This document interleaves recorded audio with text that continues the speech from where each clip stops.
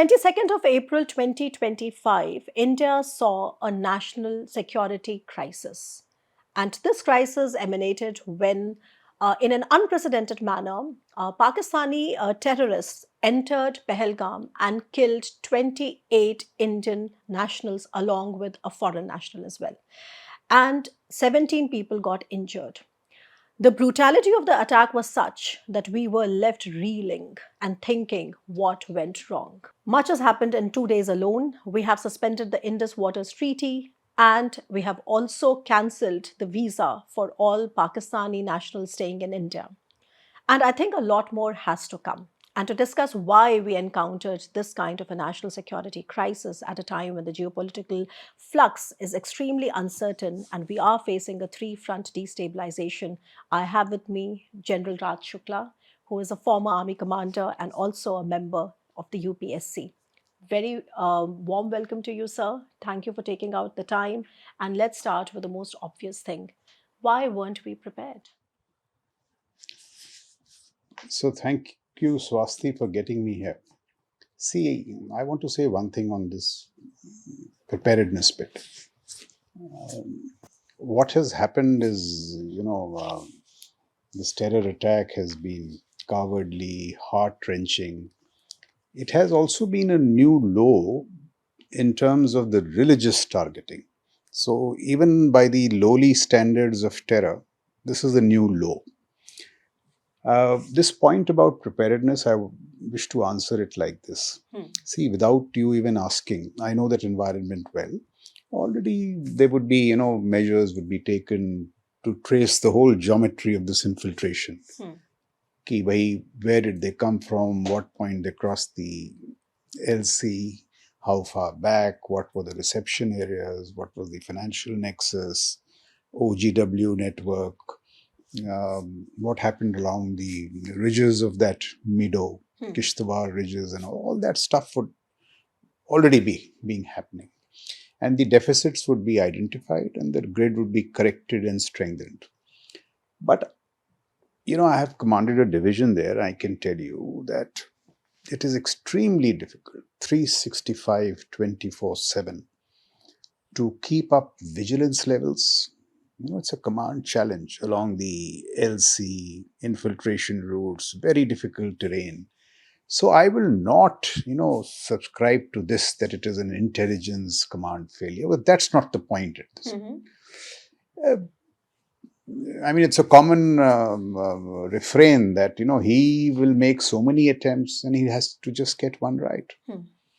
So these things will happen. I can remember, whenever there are prolonged periods of, what shall we say, relative peace, you will have attacks on either side of that frame. So there was a Mohora attack in Baramulla, then there was Uri. These things will happen. While I'm not justifying what has happened, certainly whatever deficits need to be plugged. And as I've told you, those measures would already be afoot. But the critical issue is this, that should Pakistan do this kind of stuff, if it is a nation of consequence, this business of terror being a central tool in the statecraft, should that be justified? When we ask these questions, we tend to legitimize that. Ki bhai, wo karega, and we will keep finding fault with ourselves. So that's not the point. So two issues have to be done. Firstly, I'm sure the grid would be, strengthened in every which way. Now what needs to be done is the response. And that response has to be sophisticated, well thought through, it should be calibrated, and yet extremely powerful. So that's my instant reaction, and that's beginning to happen. I think the Prime Minister has spoken about identify, tracing, and punishing. The Honorable Raksha Mantri has said not only the perpetrators, but those behind the act.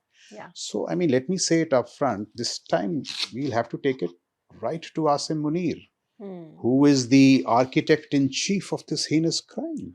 And so before And we what, just I mean, without the ISI and Pakistan army, can this kind of stuff happen? no. So that's the real Yeah, point. and so I mean, I cut you short there just because I wanted the viewers to understand, because we keep getting lots of questions on is there a pattern to these attacks? I mean, we have seen that Bill Clinton was coming to India, we saw a terrorist attack. Atal Bihari Vajpayee was going to Pakistan, we saw an attack.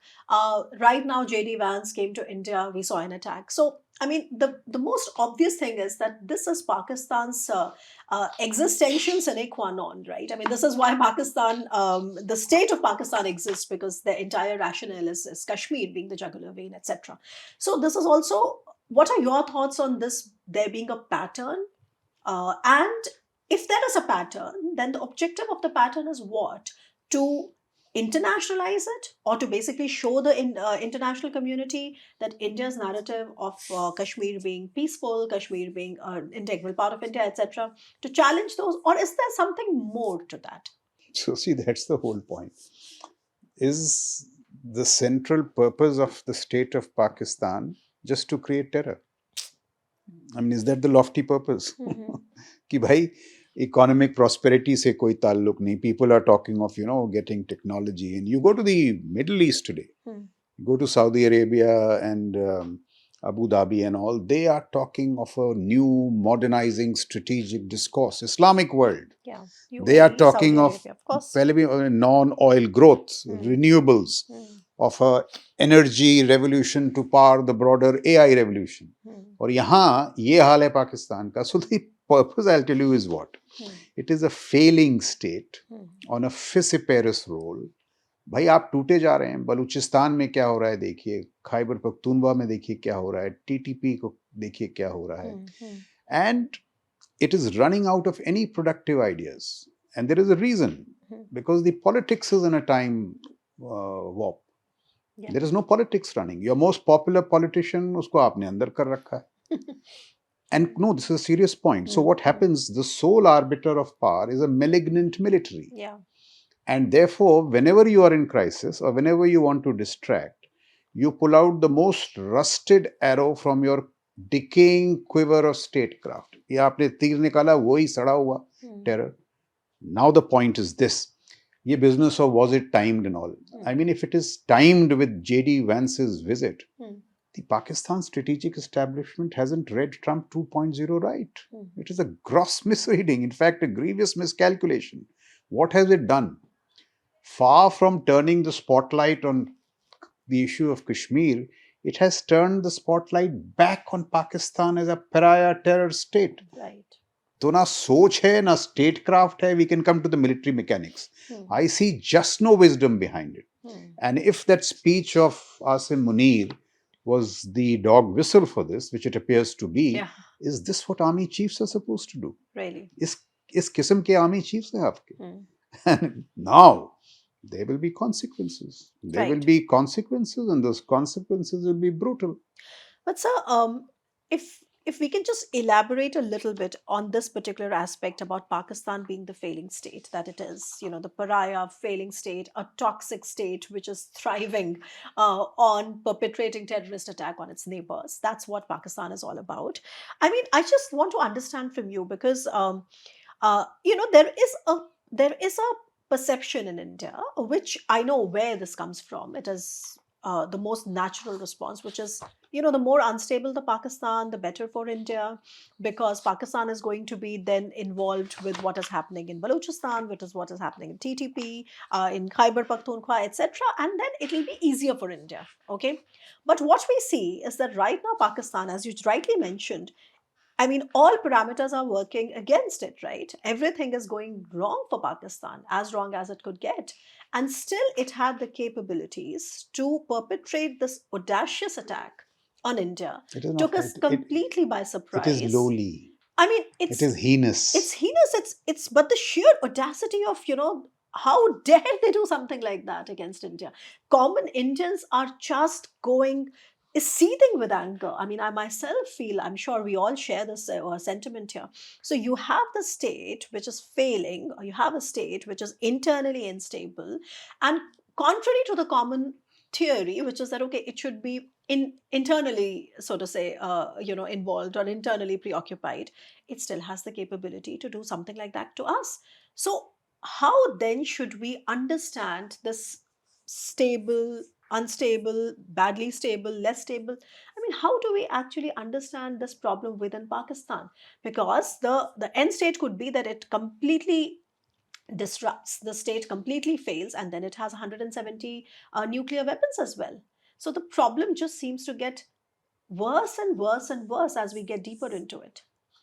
So you're right, absolutely. The central problem with Pakistan is that unless its politics starts flowing, it will do what it is doing. It will continue to fail. Just let me make this point, and here I want to quote Sushant Sareen, who says that India uses politics to solve its insurgency problems. So Kashmir, I've been a divisional commander there. You used violence to put the terrorists in place, but never lost sight of the broader politics. In the sense, not this kind of politics, but for example, the economy there, the society there. So some people say that insurgency is armed politics. You cannot solve it purely by military measures. So we use politics to resolve our insurgency problems, and Pakistan uses the military to set right its politics. I mean, how stupid can you get? I wonder if that's the right word to use. No, it is completely the right word, ye because we have to call a spade a spade. It is, ye to unka statecraft it is stupid and it is And suicidal. now what is it? This is just a project of the ISI, the Pak Army, and Asim Munir. They are very wise voices in Pakistan. Hussain Haqqani ko suniye aap. General Jahangir Karamat, their generals, they have been very sane voices on this aspect. I mean, their politicians in the past have sought to, set ties right with India. So I'm saying the sane voices in Pakistan know that the only way for Pakistan to begin to prosper is to have peace with India. Right. And the Shimla agreement could be a good framework. That was the whole spirit behind it. And the only body which does not want to do that is the Pak Army, the ISI, and now the architect-in-chief of this heinous crime, Asim Munir. So it is not Pakistan as a whole. It is a segment of, why shall I say, Pakistanis of low intellect. This cannot be the central key tenet of any normal state. So it is an abnormal state. And therefore it is failing. आपकी उनकी GDP क्या है? मेरे ख्याल से पाकिस्तान के हमारे बॉम्बे के स्टॉक एक्सचेंज से कम होगी. तो ये आपके एस्पिरेशंस हैं. I mean, it doesn't seem wise at all. That much about Pakistan and their wisdom and their statecraft. Anyway, they will do what they have to. Now, what is our response? So therefore, given this business, I'm reiterating this communal terror, religious targeting, the heinousness of the whole thing. और उसमें भी बड़े देखिए bright spots हैं. I'm sure we read the story of this pony operator, Sayyid Adil Hussain. Right. जो इनको बचाने के लिए, the poor victims, he laid down his life. I think just today morning I was reading 6 para SF, Havaldar Ali Shah. Yeah. That's He's right. laid down his life. Supreme sacrifice. Yes. So this was an attack. I mean, the other motivations could have been what? Pretty obvious. Kashmir mein halat sudhar rahi thi. Tourist flows, improving economy, greater normalcy. Look what they have done deliberately. The livelihoods of people there. जो पहलगाम के आसपास जो tourism है, that is the aim. And it is also a seminal challenge to Bharat and Bharatiyata, its secular fabric. मैंने आपको ये उदाहरण दिए हैं. And therefore, it is a seminal moment for Indian statecraft. Now, what do we do? Yeah. So, in my view, the way things have panned out, and what I read of the political activities here, this time there will be, as I said, a calibrated, well thought through, powerful response. And kinetics, which will be, duly calibrated in terms of lethality and de-risking, will be the forefront of the Indian response. And some indications are there. INS Vikrant has set sail. मैं social media पे देख रहा था, Pakistan, 1537 divisions are mobilized. Yeah. So this is a long haul. It's going to be a big game, in my view. Kinetics will lead. और वहाँ बड़े options हैं, across domains, across the escalatory ladder, instruments. Now you will have operational art, strategic poise, all that stuff kicking in. So that is one part of it. ये जो दूसरी आपने बात की, the other measures that the government has taken, there are good small, steps, but given the context, I think the kinetic response will predominate, and the quality of the kinetic response has to be very good. It has to be powerful. And may I just say this? Why do I say it's a seminal moment in our statecraft? See, now India is somewhere in the league of big power competition. May I just add, you began to your opening remarks. What makes this a particularly unique moment? It is happening when we are seeing a major swivel in geopolitics to national security. अब देखिए क्या हो रहा है Europe में, waste Asia में. This adds to the turmoil. Yes. But what could we do? They have done it. And now, this time, on the kinetic response, the slew of these diplomatic measures which are being taken, there'll be economic, other pain points.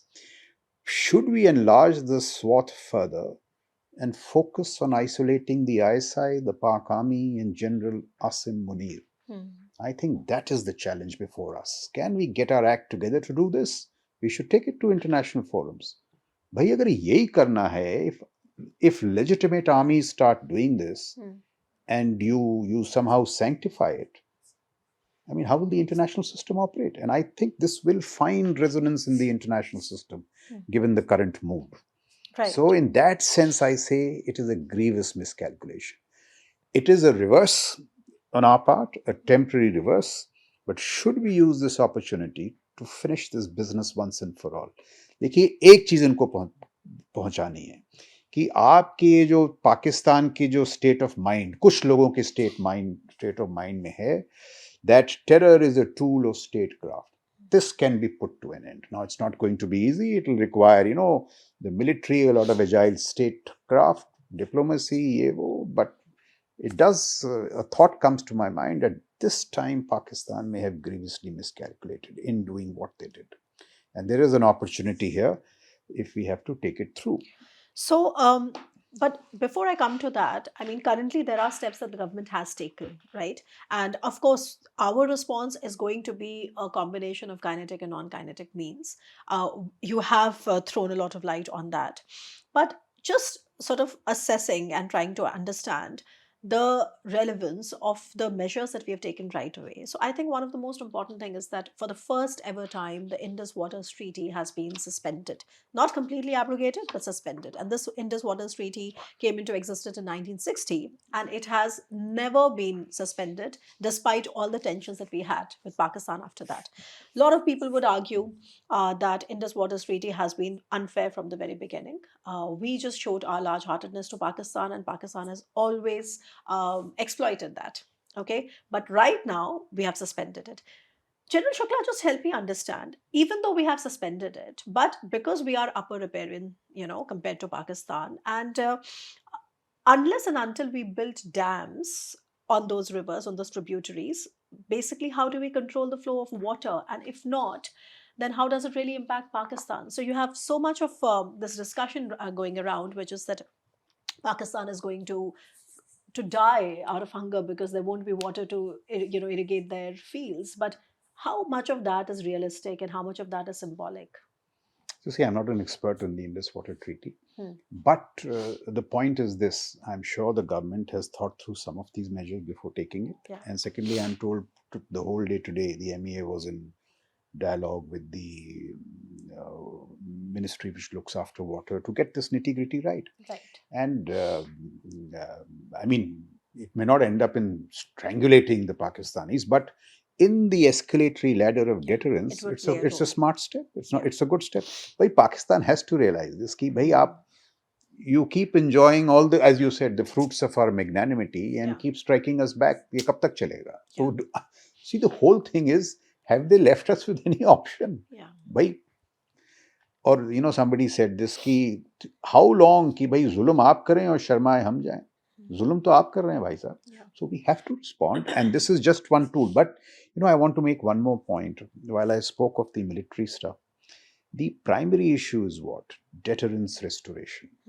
So the Balakot deterrence jo thi, that seemed to be have worn off. That's why they did it. Now we have to restore the deterrence. So hit them so hard that next time I don't know, 6 years, 8 years, 9 years down the line, even when the thought crosses their mind, they shun it off.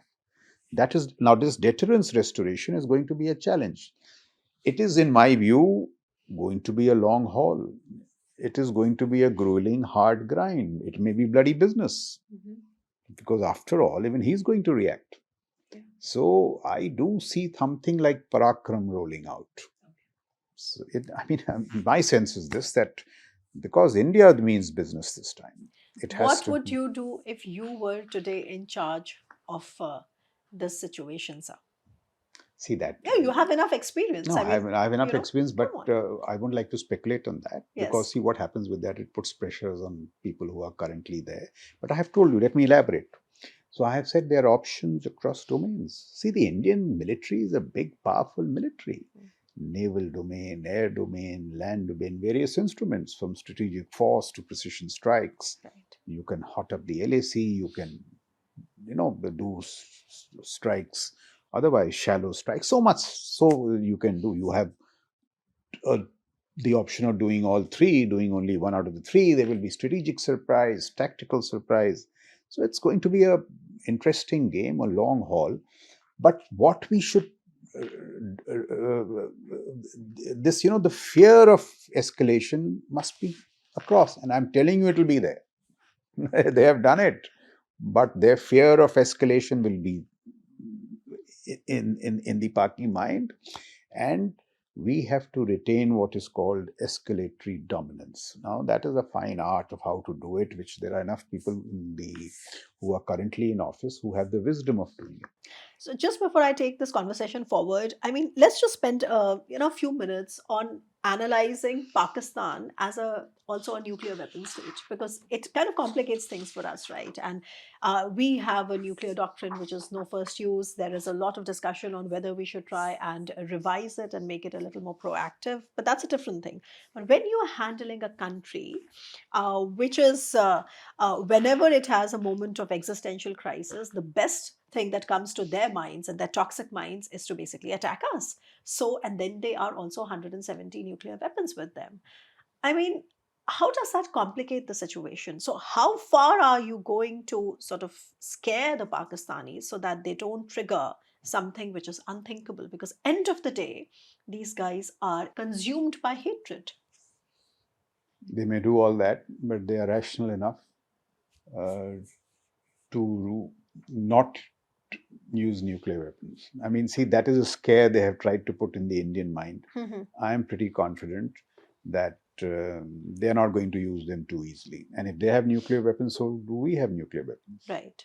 So they have tried to use it in the past. Musharraf did it last time there was a crisis of putting up this nuclear scare. But see, one thing is very clear, that and this is the terror issue also. They know that we have conventional superiority. So for very long, they used terror, keeping it below the threshold of, a spillover into the conventional realm. Below the threshold of the conventional war. So that was in the mind. But this act is such that they have to face the brunt of a response. That response can be a calibrated, what shall I say, non-contact kinetic strike, or even escalations beyond. And given what they have done, given our power, look at the scale of our economy, the depth and breadth of our military.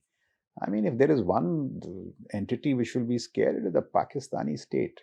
And within the Pakistani state, not the sane minds. It is these insane pack of people, low intellect, ये जो ISI, पाक army, ये वाले लोग हैं, ये घबराएंगे. आपकी बात सुन के मुझे याद आ रहा है कि वो शेर है ना कि बर्बाद गुलिस्तां करने को बस एक ही उल्लू काफी है, और पाकिस्तान का हाल है कि हर शाख पे उल्लू बैठा है, तो अंजाम गुलिस्तां क्या होगा? कुछ इकट्ठे हो गए इसमें. So, and see, on a serious note, it's such a pity. It's such a pity. Of course, it's heartbreaking, because end of the day, they are human beings, and India wouldn't want. And see where India has gone. Yeah, it is an aspirational economy. हम सोच रहे हैं विकसित भारत की, अमृत काल की, all that stuff. They are wasting this time on this. But the fact is that it has to be dealt with. May I also point out? So you see, there is this business of deterrence restoration, which is serious business. It is also a time to, just recognize one more issue. And this is the right time to do it because we Indians are very good at forgetting things the moment the crisis elapses. And so I must point it out now that we are in a rather grim strategic environment. Right. Because काफी लोग Israel की बात करते हैं. Let me point out to you, I'm pointing out the challenges, not that they cannot be addressed, but this is the time to point them out. On your northern borders, China, the military component of the power differential with China is $450 billion. Look what they are doing in the technological realm. Pakistan se, there is always a pattern. Whenever we start focusing on China, Pakistan will do something. आप पहले देख लीजिए 2611 Galwan. We have to be aware of this collusivity, and this is a good time for our strategic thinking and debates to deepen and go beyond these events. कि भाई event हुआ तो आपने 6 show किए फिर आप भूल गई इन सब चीज़ों को, ये नहीं होना चाहिए. And look at it now. If you see, Pakistan is an issue, terror is an issue, and collusivity with Turkey. Mr. Erdogan was here 2 months back, and Turkey is a drone superpower. Look at what is happening on the east. Lal Monir Heart Mein Air Base, right next to Chicken's Neck. Mr. Yunus's rant, suddenly he discovers the landlockedness of the northeast states, oceanic excess. Look at the sinicization of the Bangladeshi inventory. 70% of it is China. Are we not being strategically encircled? And I have not spoken of the IOR. So this is our time. This may be a minor event in the larger scale of things. To step up our whole game in national security, you must be strong. But we must also be long-term. Think ahead. So India must realize that our national security challenges are perhaps as grim and grave as Israel. And this may be a good time to look at that and begin stepping up game. So many issues. Just one thing if I can add. Yes, sir. In this balance between deterrence and war fighting, were we to spend more on deterrence, we will end up reducing the prospect of war fighting, of course. And there will be peace. Yes. So this is a good time for these debates to go. Let's revisit our economic statecraft. Given the grim challenges, can we spend more on defense? Deterrence is costly, but wars are costlier. Yes. ये सब चीजें हैं, इनको भी गहराने का time आ गया है. So, of course, this is as you said, that it's a fairly grim security complex today. We have a 3-front destabilization, and what Pakistan is doing is not just Pakistan alone, but it has China's back, and that brings me to the question of China. Now, you have enough experience and I would say insider's knowledge of how the system works. Are we prepared along the escalatory ladder to also handle if China retaliates? And what could those scenarios be? Because we have to talk about Pakistan alongside what we can expect or not expect from China under the prevailing circumstances. So see, China is not without its problems. This competition with US is getting extremely intense. अभी तो पिछले कुछ दिनों से लग रहा है that China is trying to reach out to us in a big way. So see, we have enough, what shall I say, influence, weight and power. That while what you are saying could be a possibility, but China has to think 3-4 times. So, but China is an issue. So how do I look at that issue? So firstly, let me tell you how this collusivity happens. So, now it's public knowledge, so we can talk about it. Sometime before 2611, the Indian Army had decided that given the growing threat of China, we must rebalance from the West to China. Right. It was interrupted midway because 2611 happened. So we were, forced to focus on Pakistan till Galwan happened, and we rebalanced after that. Right. So this is how collusivity happens. The two do make a difference to us. And now there is that mirchi of Turkey, drones and all that. But with China, so what are our options? There is the reality of this $450 billion, differential. The gap, We do need to very seriously consider to up our defense spending. And we can do it. If you do it 0.3%, 0.4% every year, give the CDS a budget of $500 billion over 8 years. So we can improve our stealth-based offensive air power. Look what Israel-Iran. Look at that business. Iran, on the 26th of October, Israel took out 2 of its S-300s. It is naked. It knows it. Now, these are the games. Drone missile force, AD topology. You need better radars, THAAD, all that stuff with China, with this. But broadly, I think we are in a position to do this, to ensure fail-proof deterrence along the LAC, because we have balanced well in terms of infantry armor, mech and all that stuff. All that we need to do is to take some technologies like persistent surveillance, like dronery, to the troops along the LAC, which is again possible because our IDEX system has matured. You have startups in India who can do this to you.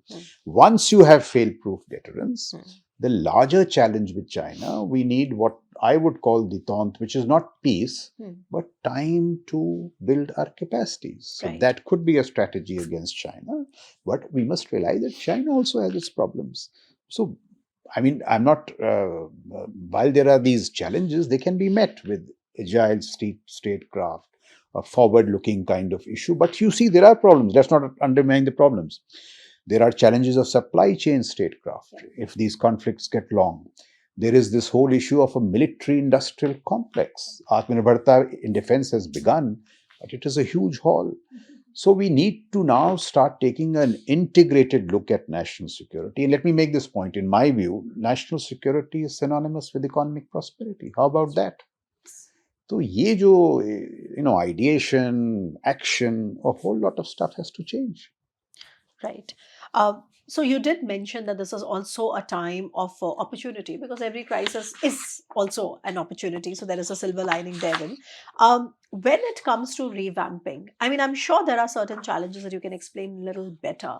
Why, for example, one of the things that keeps coming again and again by way of, people's curiosities, etc., is that when we know that drones are going to be the future of warfare, drones are going to be the future of surveillance, etc., why is it that when it comes to the LOC, because this particular attack, of course, is unprecedented in its nature and scale, but in the last 2 years, there have been several contacts, and a lot of our armed forces, soldiers, troops, officers have died, have been killed.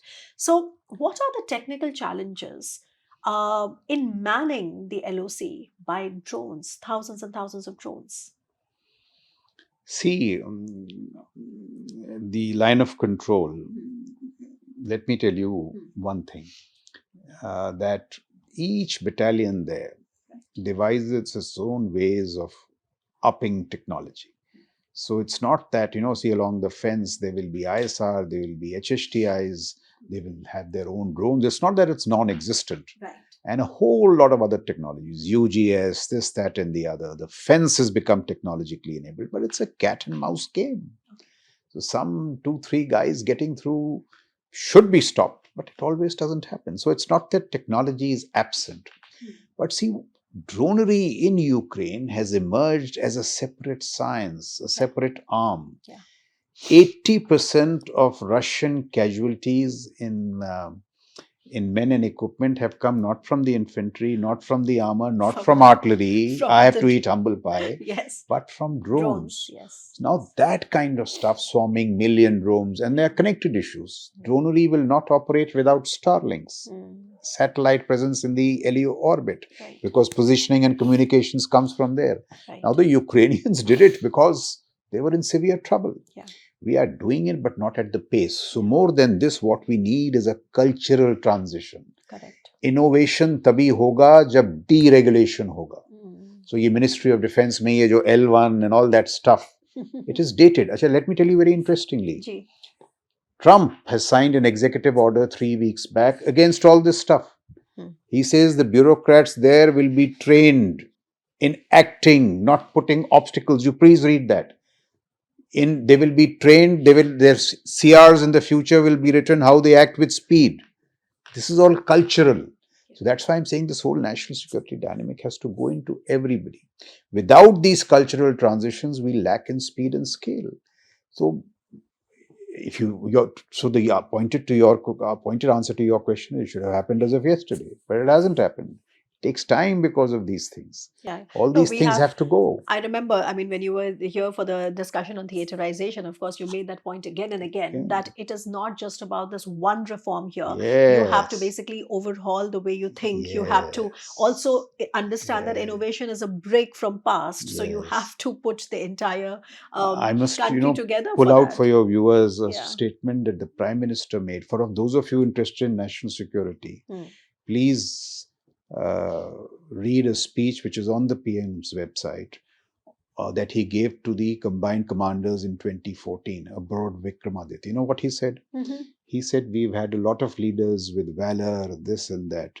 We now need thought leaders who can drive change through the national security system.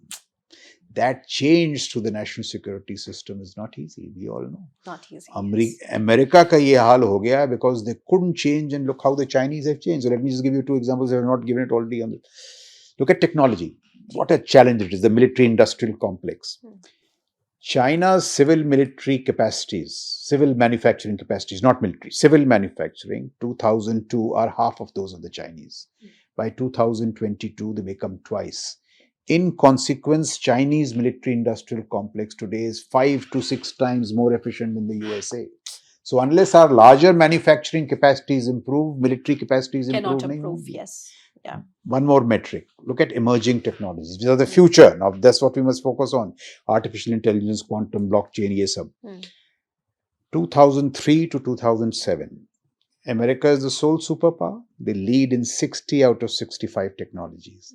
Then China does 1,000 talents plan, diaspora strategy, which are, huge changes by themselves. 2019 to 23, China leads in 57 out of 65. Look at the dramatic inversion. 60, 65, 57 out of 65. The good news is India is third in 10. Distant third, but can we pick these things up? So ye changes hone padenge. LC is not the only issue. It is the larger national security frame which also impact the LC. And that larger change, this is a good moment to start looking at it again. I mean, I think very, very convincing points, General Shukla. And if I may just ask you, what are your views on, for example, when India is trying to double down and to revamp its security architecture, the security grid, especially in the context of this kind of heinous terrorist activities from Pakistan? Are there also lessons that we can learn? For example, how others have tackled their security and these kind of security lapses कह लीजिए उसको terrorist attacks कह लीजिए, because counterterrorism is a very important element even when India is looking at its geopolitical collaborations. Are there lessons that we can learn? Because it's very easy to say that we have to be the Israel, etc. But it also takes a lot of, I would say, effort to get there. And also, how realistic is that? And are there any other lessons that we can learn? Not just there, but also maybe France and the US. Of course, so there are a lot of lessons. Yeah. But all those lessons have to be adapted to the unique Indian context. Right. That is extremely unique. Yeah. So there are so many lessons. So let's say Israel. Yeah. I'll give you a very good example. Look at Iran and Israel. So that, and let me call him that, Soleimani was a military genius. Yeah. Soleimani said that to prevent Israel from attacking Iran, even its nuclear program, we will create these proxies all around it. Yeah. So Hamas, Hezbollah, Houthis, or Syria. Yeah. Syria, with as long as Assad was there, was the route for ammunition, logistics. Yes. It was all a hub. That. Yeah. And what was the fear which had actually put Israel on a back foot? That you do a direct attack on us, and here is the Hezbollah with 150,000 missiles, they'll come down on you, overwhelm your AD. Now, what is the Israel thing? Look at this. This operation that they did was not 2 years back. It was 12 years in the making. Who was at the forefront of it? Mossad, human int. But that is not the point. They have a unit called 8200, 9300, which I've visited. Now, what is 8200? Yes. They pick up the brightest students from schools and colleges, get them into 8200. Now you have an option. You can serve 3 years, 5 years, 9 years, you can leave. And those people, they are not given any theoretical lessons. So you work on the Stuxnet cyber program with Israel. That kind of talent, that kind of stuff. So what have they done here? पहले तो एक information campaign चलाते हैं कि all your mobiles are being monitored. So Nasrullah says, "Acha, you are monitoring my mobiles, pagers." No, and listen. Yes. And one day he gives a call कि ये जितने पे मोबाइल हैं इसको आप बंद कर दो बक्से में. क्यों? क्योंकि मेरे पास पेजर्स हैं. They don't know 8200 and 9300 with Mossad have infiltrated that pager supply chain network. तो जिसको order मिलता है pagers के लिए, of which Nasrullah is so confident, that has been infiltrated, and they take those pagers and do that stuff with the batteries. Now when this critical time comes and Nasrullah says, all right, they are attacking us, pagers. Why pagers? Because their leadership is dispersed. It is not a formal army. So somebody is in a cafe, somebody is in a mall. The only way of passing orders is through pagers. And when he does it, उसको खबर मिलती है आज 2 मर गए, आज 4 मर गए. Look at the psychological thing कि मैं orders pass कर रहा हूँ and my commanders are collapsing. And it was done by this 8-10 years. This is long term. This is talent. So now he says, okay, my rank and file, they will deploy those missiles. And their walkie-talkies were infiltrated. Infiltration of walkie-talkies, pagers, supply network was this kind of intelligence. 12 years in the making. These kind of facilities, investing in this stuff. So it is talent, it is HR, it is technology. These things don't happen in one day. So that their whole mindset is different. The Israeli ambassador was once asked that, firstly, they don't admit that they have nuclear weapons. He said, what is your position on NFU? He said, we'll not be the first, but we'll also not be the last. Look at how their mind thinks. That kind of thinking we need. So that's a good example from there. Even from your adversary, China has done a lot of good stuff. Why can't we do this technology stuff? Look at how did they do it. Look at DeepSeek. 211 engineers with DeepSeek, 30 from the PLA, civil military fusion. And who competes with DeepSeek? Alibaba. Jack Ma. Jack Ma has produced Qwen, which is competing with DeepSeek. Americans said, you only copy. They say, we only copy. Here is DeepSeek.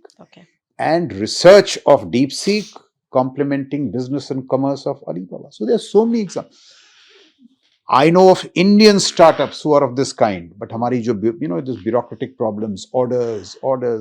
There are a whole lot of lessons. Some of them have been learned. So, of course, for us, it's a wake-up call to also allow the startups to function, because it's much easier today in India. They're functioning, just give them orders. They don't need any meherbani. Orders chahiye bas. So, I was indicating it's something else, which is that it's much easier in India to start an Indian startup in UAE or Dubai than to start here in India because of the paperwork, all the hassle. So I think we really need to sort of change that, because time is not going to wait for anybody. But just one more thing, and I'm very glad you mentioned that lesson that we can learn. Of course, we should always keep our minds and heads open. There was some discussion on how the Indian armed forces have been understaffed, right? I mean, the Indian armed forces cut down the numbers by 1 lakh and more during COVID, etc. Do you think there's also an impact of that on our overall preparedness? Because these are things that need to be better understood. Are they conspiracy theories? Do they have some real, genuine, point? Absolutely. So this shortfall that you're referring to happened partly due to COVID, partly when these decisions were being taken regarding Agniveer. There were many thoughts, so it was frozen for a while. Right. But these numbers will recover. But that's not the point. The issue is Agniveer. Now, there are many people whom I respect who say Agniveer is not good. I have argued on many platforms that Agniveer is good. Now, there are different points of view. Just as between economists, there will be different views on counter-inflationary measures. So there are those kind of differences. It's not that it's the Indian Army is one monopoly with one thought. There are hundreds kinds of views. We have to grapple with this. Now, the critical issue is manpower. I think Agniveer is a good scheme. It has got nothing to do with reduction of manpower. It is in improving the quality of manpower. And it is a tool of civil-military fusion, which is essential in India's national security fabric. But that's a different matter. But the point that in today's context is what? And here I am clearly of the view, as are many others, with the experience from these places, this misplaced view among some people that technology can replace manpower is just not true. Okay. Technology complements manpower, but area counterinsurgency, counter-infiltration, you cannot say that मैंने 100 drone दे दिए तो 2 battalion निकाल देंगे. It just doesn't happen that way. And therefore, you need, for example, as the peace footprint grows in Jammu and Kashmir as it was growing, you will need more manpower. Because और लोग आएंगे, और tourists, they will go to spots which they didn't go in the past. So this manpower question in that context, I'm saying in these areas, technology complements manpower, it doesn't substitute it. Right. But the larger Agniveer debate, I am pro-Agniveer. I have been pro-Agniveer, though there are very respected people who are against it. No, I mean, I'm glad you gave that example from Ukraine, because of course it is a war which is evolving right in front of our eyes for the last many years. But General Shukla, there is also a lot of anger in people. Right now there is frustration, anger, hatred, for what has happened, a kind of a disbelief over what has happened. And in the short term, I mean, what in your opinion could be certain caveats, certain, warnings? Because we need also to keep the country together. And people are extremely angry. So we have to keep the country together in this hour of crisis. What do you think we need to be careful about? So the country will stay together. Look at the example of Havildar Ali Shah. Look at the example of the Sayyid Adil Hussain. Yeah. They tell you everything about India.